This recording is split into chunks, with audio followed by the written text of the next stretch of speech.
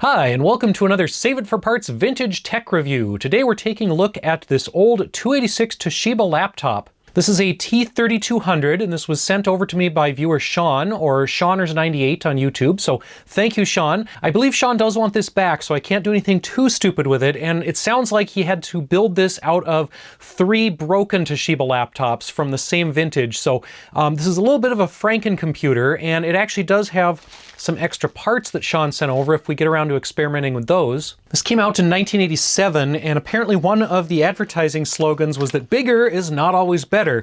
Because apparently in 1987, a laptop weighing 20 pounds was not considered that big.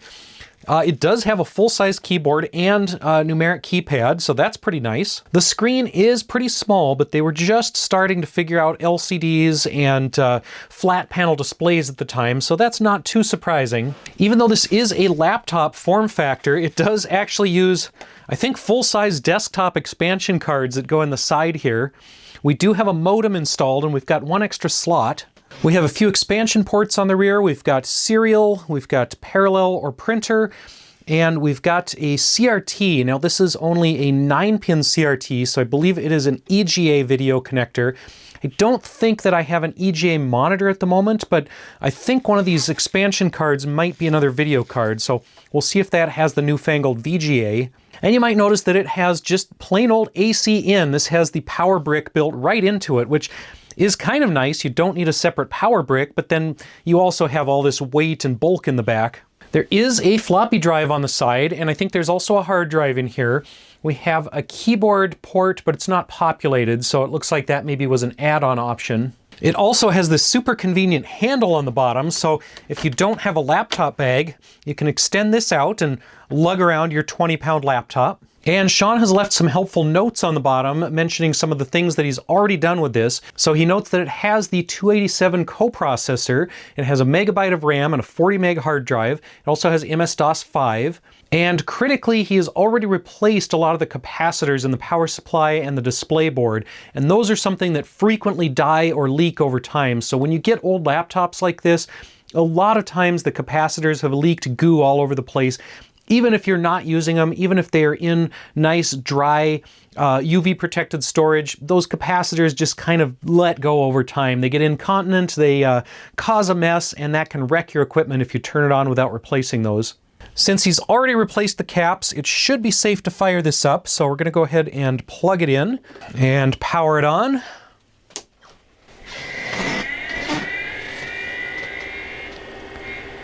Oh yeah, I love the sound of old hard drives. It's like some kind of jet taking off.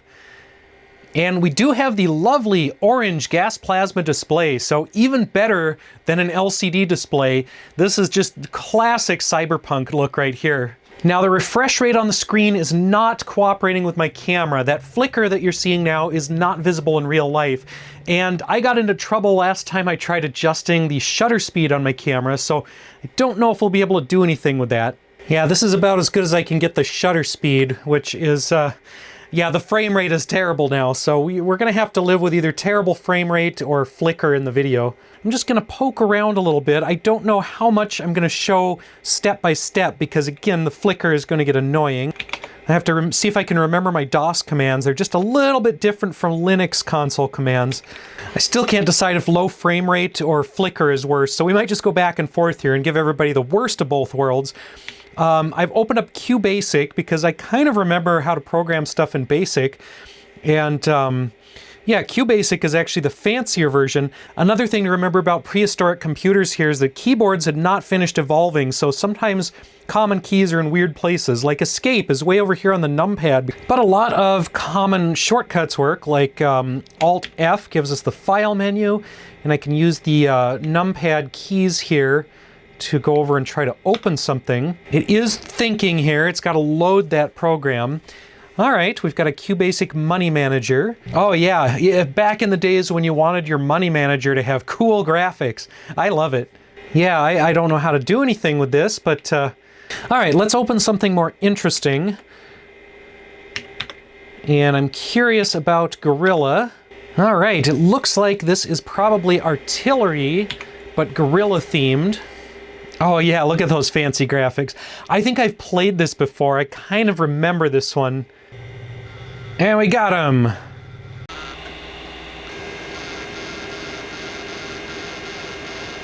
Yes, I absolutely do remember this game from the 80s, and yes, I am that old, although I think it was the early 90s before I started getting computers like this secondhand from family friends who were upgrading.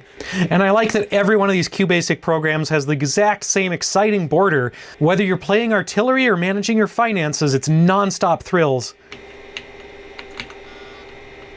We've got WordPerfect 5.1. Very slow here. It does not want to give me a file menu. No idea what this is, so let's load it. Looks like some kind of, oh, Lotus Freelance, now with graphics. This is like early productivity software. Yeah, this is like PowerPoint back before PowerPoint.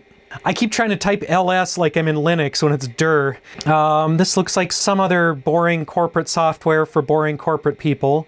You'd have like a little slip that you pop in here that would tell you what the F keys did, and then you would pop in a different strip for each piece of software. So if you wanted to know what the exit key was in Lotus 123, you'd have to have a different cheat sheet here. I'm just pressing keys blindly, hoping I can get out of here. I'm honestly amazed that this knows the correct date. For a computer from 1987, this one does not seem to suffer from the Y2K bug. Okay, here we go. For Lotus commands, I actually have to type slash, and then I get a menu. I'm just going to continue blindly running software because I don't know what anything is, and this happens to look like absolute garbled nonsense, so that's fun. I think I need caps lock for these commands, which is, oh, there it is down there. That makes sense. And that doesn't work. It won't let me get out of this now. It claims that exit will quit. Yeah, it won't actually let me get out of this menu system. I guess I could also try DOS shell. Okay. Well, that wasn't the DOS shell I expected. But I kind of remember this one from the old days as well. It's like a half graphical user interface. I did find this modem utility where you could go online and do both things that the internet offered in 1987, Dow Jones and Newsnet. And we've got another communications program. I think I've actually used Procom in some other videos with vintage computers to get them to talk to each other, so that's potentially a little bit interesting. Since I've played around with various vintage computers on the channel, I've collected a variety of weird interfaces to basically different ways to emulate an old school drive using modern media. We've even got these that'll do a floppy drive to USB port, but the main purpose of these is to get something like game files onto an old system, and honestly, it's not going to look very good to play games on it, at least not on the camcorder, because we're just going to have this flicker. But another gadget that I might want to try is this guy. This is a Wi-Fi modem with a serial port on it that basically adds a Wi-Fi card to an old computer like this. This guy uses a little ESP32 chip to basically emulate a modem, and it's got the 25-pin serial connector here, so that was more common on the Tandy computers that I was playing around with, but I think I have an adapter for DB25 to DB9. By now I should have adapters for just about everything because I kind of compulsively hoard these things. Oh, well, there's one that's fallen apart. There's a null modem. I might need that at some point. And there's a serial tester. I don't think I've ever actually used that, but it was at Axeman Surplus, so I had to buy it. Got a DB9 null modem. No, that is DB9 to DB15, which I think is... I don't know if that's even legal. All right, let's see if this works. I've used this before, so I sort of remember how it works. If I can type correctly, that is. I think I added a phone book by accident. I'm going to try to go to the level 29 Retro BBS. And it's connecting. Hey, we're online. We're on a BBS. Awesome. Yes, I still remember my account info. I know this is super simple, but this would have been something I would have loved to play around with back in the late 80s, early 90s, but I didn't even have internet until college, basically.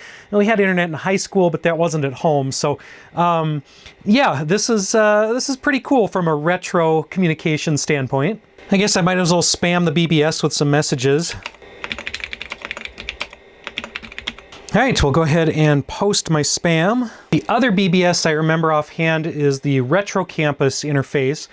And this one is has a few more options. I think we can actually look at Wikipedia on here, and we could talk to ChatGPT if anybody wanted to do that. I'll close the curtain here so the screen isn't as bright. The sun finally came out.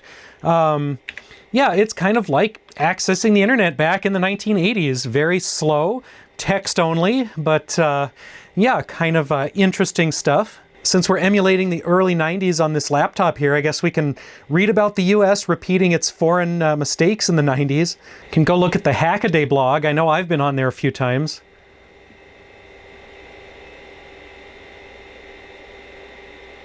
Yeah, we can always do Wikipedia and find out random facts about things that I never knew about. I really do love browsing on the gas plasma display. It looks fantastic to my eyes, but unfortunately it looks like garbage on the camera because I cannot figure out how to change the frame rate or the shutter speed enough to get this to look good without it also being super choppy. So yeah, unfortunately we might be running out of things that I am able to do with this that are interesting enough to overcome the kind of poor experience that you guys are seeing on the screen. I'm a little bit tempted to open this up and show you guys what the inside looks like, but Sean mentioned in his letter that it's kind of a pain to do it, and especially to do it without breaking the display. And these are, you can't find these displays anymore unless you cannibalize another T3200s. I could show you what he sent as far as these expansion cards, although we may or may not actually use these because I think one is a network card, and I already have networking going with the Wi-Fi modem. The other one is a display card, but I think it uses some display interfaces that I don't have, so these wouldn't be super useful to me at the moment. So this one is the network adapter, and it has another DB9 port on it.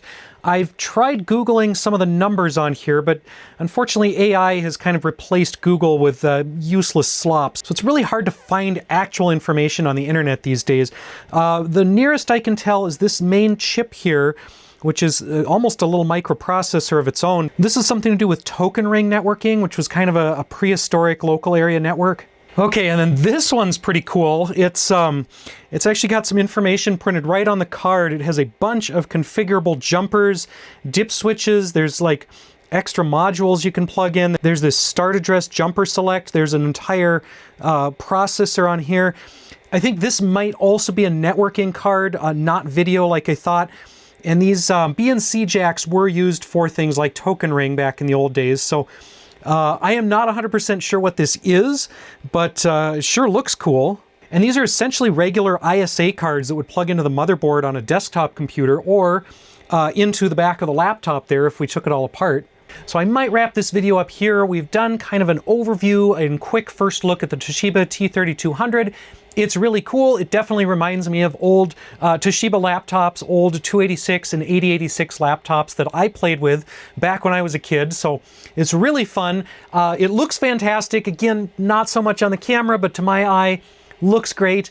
But I can't really think of a good use for it at the moment. We've gone online, we've done some of the basics. I can talk to other computers with it.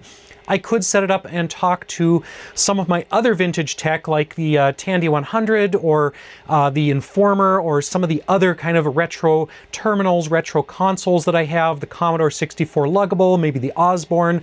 But yeah, I don't really have time to get them all set up, and I think that would really annihilate my power bill if I had multiple computers like this running, because these are not efficient in any way. But I have had fun playing with it, and if anyone out there has suggestions for what I could do with this for a future video, I'm definitely interested. Like I said, I think Sean wants this back, and I've kind of been holding on to it for too long already because I've gotten distracted with other videos, and I do have some other vintage computers that I have not looked at yet that are still on the to-do pile, so we will be coming across more things like this in the near future on this channel. If you'd like to see upcoming videos like that, make sure to subscribe so you don't miss them. And if you want to see other retro vintage tech that I've looked at, you can check out prior videos. If you'd like to support my habit of purchasing old computers like this at auctions or on eBay, I do have a Patreon page where you can support the channel. And that doesn't just go towards my hobby of old random technology. It really does help the channel grow, and it helps supplement times when YouTube starts paying me a little bit less, which is kind of right now. I've actually been seeing less income from YouTube lately and a little bit more from Patreon, so that's pretty nice. Finally, thank you to everyone out there for watching, and we'll see you next time.